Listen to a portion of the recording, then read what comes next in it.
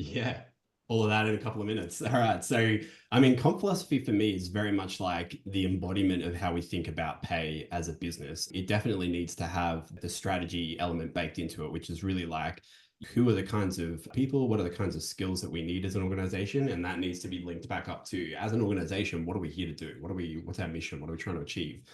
For me, starting with a compensation philosophy, it's the best place to start from my perspective is always from kind of like a set of guiding principles, which are really like your values, but for how you approach pay.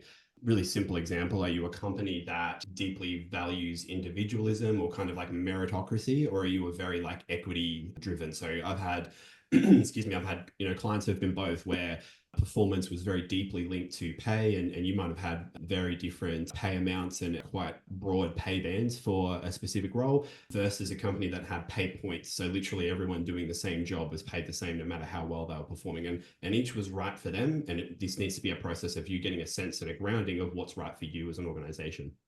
How to do this, let's get really practical. Obviously, your exec team have to be involved in this.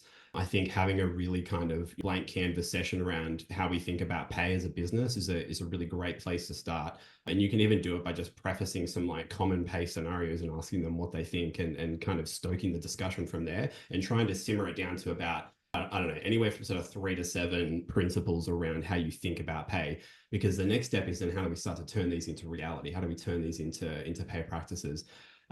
Critical step that I'd also say is really important as part of this is, don't disregard how important the role is that your people play in this. A lot of people I speak to are like, oh, why don't I, want to involve my people? They're just going to ask more money.